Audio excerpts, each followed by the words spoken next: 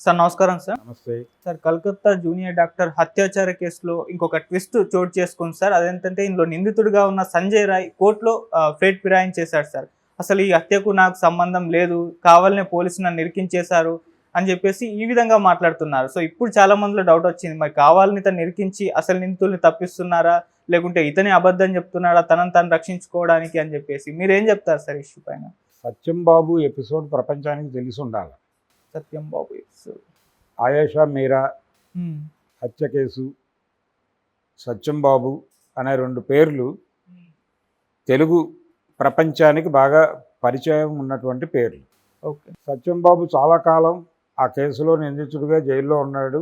ఫైనల్గా అతను కాదు, అతనికి ఏ సంబంధం లేదని చాలా సంవత్సరాల తర్వాత తేలి వదిలేశారు. అతను అలా ఈ రాయ్ గారు కూడా అలా అవుతాడా అనే ఒక డౌటు పడే అవకాశం ఉన్నమాట వాస్తవమే.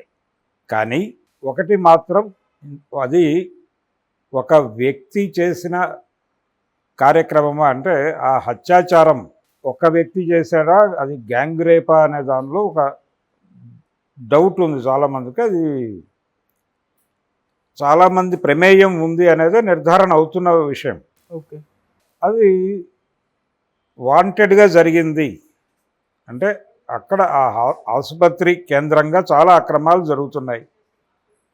ఆ అక్రమాలలో ఈ మెడికల్ మాఫియా ఇన్వాల్వ్ అవుతోంది. హాస్పిటల్ వ్యవహారాల్లో ఈ ప్రిన్సిపల్ సమ్మతితోనే ఇదంతా జరుగుతోంది అనేది ఆ అమ్మాయికి తెలుసు అనేది ఒకటి ఎస్టాబ్లిష్ అయినటువంటి ఫ్యాక్ట్.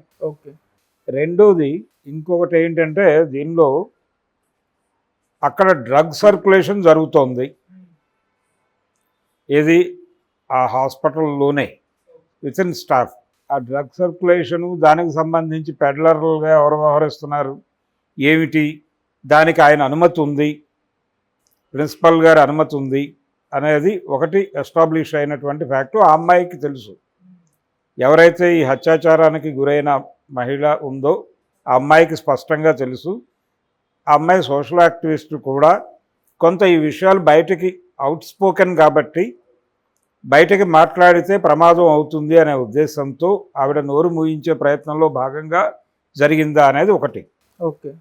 దేశవ్యాప్తంగా ఈ కేసుకు సంబంధించిన విస్తృత చర్చ జరుగుతోంది. అంటే ఇక్కడ ఆ ప్రిన్సిపాల్ని ఇమ్మీడియట్గా ఆయన రాజీనామా చేశాడు. చేసిన తర్వాత ప్రభుత్వం ఆయన్ని వేరే చోట ఇంకో పదవిలో నియమించింది కదా. సో ఆయన సీఎం గారికి చాలా దగ్గర మనిషి, బంధువు అన్న లెవెల్లో ఎస్టాబ్లిష్మెంట్లు వస్తున్నాయి. అలాగే మమతా బెనర్జీ గారి క్యాబినెట్లో ఒక మంత్రికి ఇన్వాల్వ్మెంట్ ఉంది అని అంటున్నారు. మంత్రికి ఇన్వాల్వ్మెంట్ ఉందా లేదా అనేది పక్కన పెట్టేస్తే, మమతా బెనర్జీ గారు ఆవిడ ముఖ్యమంత్రి మాత్రమే కదా, ఆవిడ హోంశాఖ ఆవిడ దగ్గరే ఉంది. ఈ వైద్య వ్యవహారాలకు సంబంధించిన శాఖ కూడా ఆవిడ చేతుల్లోనే ఉంది. ఓకే.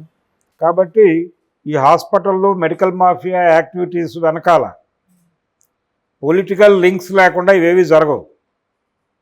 ఈ పొలిటికల్ లింక్ మేబీ ఆవిడే అయి ఉండొచ్చు కదా అనే కోణంలో ఎవరు మాట్లాడలేదు. ఇంకా నిజానికి ఆ కోణంలో కూడా దర్యాప్తు జరగాల్సిన అవసరం ఉంది. నిన్న మాజీ ప్రిన్సిపాల్ ఇంటి మీద సిబిఐ వాళ్ళు వెళ్తే 2 గంటలు బయట కూర్చోబెట్టి ఆ తర్వాత అలౌ చేశారు. ఆ సీన్ చూస్తే అవినాష్ రెడ్డిని అరెస్ట్ చేయడానికి వెళ్ళిన సిబిఐ భంగపడి వెనక్కి వచ్చినటువంటి సన్నివేశం గుర్తొస్తుంది. ఓకే. కాబట్టి పొలిటికల్ ప్రెజర్ ఉంది అక్కడ, ఉన్నమాట వాస్తవం. అయితే ఇంకొక చర్చ జరుగుతోంది దీనిలో. ఇప్పుడు మమతా బెనర్జీ గారు ఇండియా కూటమి మనిషి కాబట్టి ఈ కలకత్తా గ్యాంగ్ రేప్ కేసును మీడియాలో హైప్ చేయడం వెనకాల బీజేపీ పాత్ర ఉంది అనే ప్రచారం ఒకటి జరుగుతోంది అని కొంతమంది దీని గురించి మాట్లాడాలా వద్దా అనేటువంటి సందిగ్ధావస్థకు గురవుతున్నారు. ఇది కూడా ఒక కోణం ఉంది దీనిలో, ఈ ఎపిసోడ్లో. దీని ద్వారా ఎవరికి ప్రయోజనం కలుగుతుంది? కలకత్తాలో అంటే బెంగాల్లో మమతా బెనర్జీని పక్కకు తప్పించి ఆ ప్లేస్ ఆక్రమించుకోవడానికి చూస్తున్నటువంటి భారతీయ జనతా పార్టీ ఈ కేసును వదులుకోదలుచుకోలేదు. ఓకే. తన పొలిటికల్ మైలేజ్ కోసం, తన పొలిటికల్ అప్లిఫ్ట్మెంట్ కోసం, తాను ముఖ్యమంత్రి పీఠంలో కూర్చోవడం కోసం ఈ కేసుని వాడుకోవాలని చూస్తోంది అనేది ఒక సర్కిల్లో ప్రచారం ఉంది. అందుకని దీని గురించి మాట్లాడకుండా ఉంటే భారతీయ జనతా పార్టీకి ఆ సహకారం అందదు కదా అని కొంతమంది అనుకుంటున్నారు. కానీ అలా చూస్తామా దీన్ని అనేది ఒక యాంగిల్. ఓకే. కాబట్టి ప్రజా సంఘాల్లో కూడా ఈ గందరగోళం ఉంది. కాషాయ గేమ్ ఉంది దీనిలో అనేది. కాషాయ గేమ్ ఉండొచ్చు, లేదు అని అనుకోవడానికి లేదు. వాళ్ళ ప్రయోజనాల కోసం వాళ్ళు డెఫినెట్గా వాళ్ళ పావులు వాళ్ళు కదుపుతారు. మమతా బెనర్జీని కార్నర్ చేయటం వెనకాల వాళ్ళ ప్రోగ్రాం వాళ్ళకు ఉంటుంది. ఆవిడ ఇరుక్కోకపోతే ఇరికించే ప్రయత్నం కూడా చేయొచ్చు. కానీ ఆవిడ వ్యవహరిస్తున్నటువంటి తీరు ఇబ్బందిగా ఉన్నప్పుడు దాన్ని విమర్శించకూడదు అంటే బ్రాడర్ సెన్స్లో విమర్శించకూడదు అంటే అది తప్పే. అది కూడా మాట్లాడాల్సినటువంటి విషయమే. ఎందుకంటే ఆవిడ చేతిలోనే 2 శాఖలు ఉన్నాయి.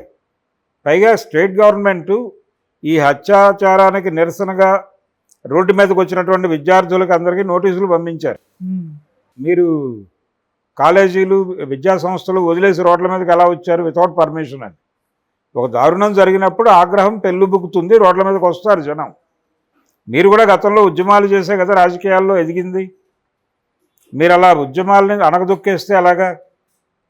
ఉద్యమాలను అణగదొక్కేస్తున్నారు. ప్రభుత్వంలో ఉన్నవారు ఏదైనా మాట్లాడతారు. అంతకుముందు ప్రజా ఉద్యమాలతో కలిసి వెళ్ళిన వాళ్ళు ముఖ్యమంత్రులు ప్రధానమంత్రులు అయిన తర్వాత ఆ ఉద్యమాలను ఉక్కుపాడడంతో అణిచివేయటం అనేది చాలామందిలో కనిపిస్తుంది. వైఎస్ రాజశేఖర రెడ్డితో సహా. చంద్రబాబు నాయుడు చెప్పక్కర్లేదు, ఆయనకి ఆ ఉద్యమ చరిత్ర లేదు, ఉద్యమాలను నడిచిన చరిత్ర ఎక్కువ. కానీ ఉద్యమాలతో నడిచి తర్వాత వాటిని అణిచివేసిన వాళ్ళు చాలామంది ఉన్నారు.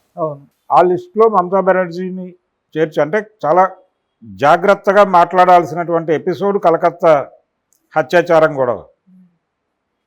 అందుకని ఇండియా కూటమి నుంచి కూడా ఎవరూ ఎటు మాట్లాడలేదు. చాలా చాలా జాగ్రత్తగా ఆచితూచి వ్యవహరిస్తున్నారు. అందుకని దీనిలో సిబిఐ కొంచెం ఓవర్ యాక్షన్ చేసి మమతా బెనర్జీని కార్నర్ చేస్తుందా అనేది ఒక యాంగిల్. రెండోది అక్కడ జరిగిన మాట వాస్తవం, సంథింగ్ ఉంది అక్కడ. డ్రగ్స్ అని కొంతమంది అంటున్నారు, మెడికల్ మాఫియా ఇన్వాల్వ్మెంట్ ఉంది. ఆ అమ్మాయికి తెలుసు విషయం, అది బయటకు డిస్క్లోజ్ చేస్తుంది కాబట్టి ఆ అమ్మాయిని చంపేశారు. ఇది వాంటెడ్గా స్కీమ్ ప్రకారం డిజైన్డ్ మర్డరు అనే మాట స్పష్టంగా ఉంది ప్రపంచం ముందు. ఓకే.